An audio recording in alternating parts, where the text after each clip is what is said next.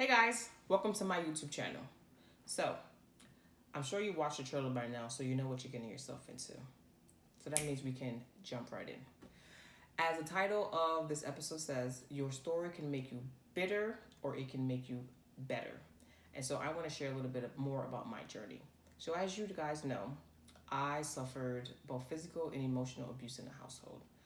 I was told things like you're stupid and dumb like your mother, you'll never amount to anything without a man, um, things that I don't think any child should have to ever hear while growing up in the household. But unfortunately, that was the case for me. At age 16, I placed myself in the New York foster care system. I fortunately had a really great experience in the foster homes that I had. I had two foster homes. Though I had two great, loving homes, the journey was still difficult. Why? Because of the beliefs that I carried about myself. The things that I was told as a child had me create a narrative that I was invisible, that I didn't matter, that I was important, that my voice wasn't important. And so I walked through life feeling unseen, feeling that I wasn't important and that nobody cared, right? And so these beliefs had me attracting people, situation, circumstances that made me write about the beliefs, right? And so at age 24, everything came to a halt. I started to I was running. So I was running from the pain. I was running from the things that I didn't want to allow myself to go through, to feel through, like really feel my feelings and my emotions. And so here's the thing. Not feeling was the very thing that kept me alive for so many years. But obviously I came to a point where that wasn't working. And I had to take the time to really experience the things that I had been running from, the emotions, the stories that I had made up, the beliefs that I made up of myself, all the hard stuff that can be really difficult at times if you don't know how to deal with it.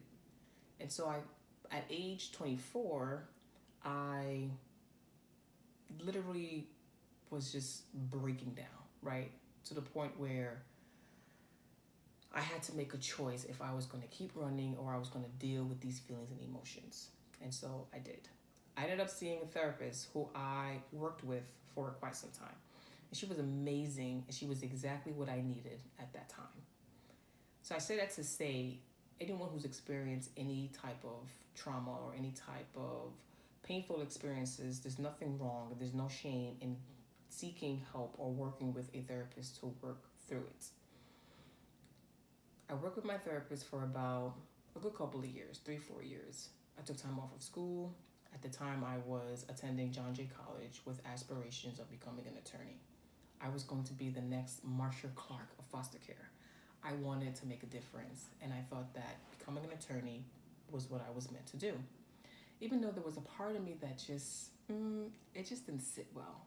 There was a part of me that felt like something was missing. Maybe it was being an attorney and doing something else, or not. I just wasn't sure at the time. But because I had made up the story, the belief that becoming an attorney was how I was going to be able to make money and make a difference in the world, and what else could I possibly do, that's what I worked towards. And so I ended up working at a corporate law firm. And at this law firm, I met amazing people, amazing connections, and I started the journey of becoming an attorney. And so I took the LSATs. I got letters of recommendation from amazing, awesome people. And then something happened in 2011. 2011, a dear friend of mine called me and said, hey, you know what? I know you want to write a book and you want to do all these amazing things and you're scared. He was right. And so lo and behold, he introduced me to transformational work. So self-development work, transformation came into my life in 2011. And I will forever be grateful for that. And it's the reason why, part of the reason why I'm sitting here today. It gave me the tools to be able to really tap into my power, tools to be able to create the life that I want and know that I have everything that I need to create relationships, create the career that I wanted, that I now have and never thought was possible before. Transformational work is just something that I am truly passionate about because of what it has done in my life and because I know what's possible when someone chooses to go through their journey of transformation. Transformational work opened my eyes in so many different ways. For example, the power of choice. I didn't realize that I was choosing to be mad at my dad, or that I was choosing suffering, or that I was choosing to be a victim. Sometimes of everything that we are experiencing, it's so easy to blame other people opposed to taking responsibility for ourselves and say, hey, this is the choice that I'm making. I'm choosing to be X, Y, and Z. And for me, that was so mind-blowing for so many reasons, and part of the reason why I love transformational work so much. Needless to say, my journey of transformation has been amazing, and I'm grateful for this work. This work is what has allowed me to be able to have a different interpretation and create a different narrative around what happened to me. Yes, I was abused as a child, and it was severe. And because of my experience, I'm now able to do the work that I do as a life coach, which is supporting individuals and releasing beliefs and stories that's holding them back from the life that they desire. I also enjoy the work that I do as a foster care advocate and the many changes that I plan to bring to the foster care system. And so now I've decided to use my story to make me better, right? Opposed to bitter, where I was being a victim and upset and choosing hurt and choosing pain, and this person did this to me and that person did that to me. And it's a very liberating feeling to know that I have a choice and a say in the decisions that affect me in my life and the life of other people. I find it very rewarding and brings me joy to be able to support people in moving the roadblocks, moving the beliefs and the stories that they've created, because I've been there. I know it's very easy to get caught up in what you're making up in your mind. I call it the brain chatter. So the brain chatter will have you make up all these things in your mind that probably aren't even true. But it is normal for us as humans, especially if we've been through something, to just make up all these different beliefs that really are not true. My challenge to you this week, if you choose to accept it, is to journal.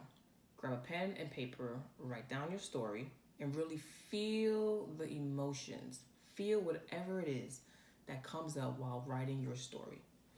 Now, as you're writing your story, see if you can find a lesson or two that will support you in creating a new narrative, a new story. So that way you don't feel imprisoned by it. So the goal is to find a new meaning. Give it a different interpretation that supports you in creating something new.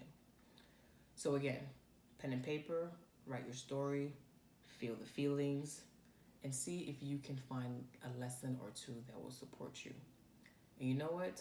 When you're done, if you choose to, share it with me. Make sure you're following me on IG so we can finish the conversation. I hope you've enjoyed this episode, and I'll see you soon. Bye, guys.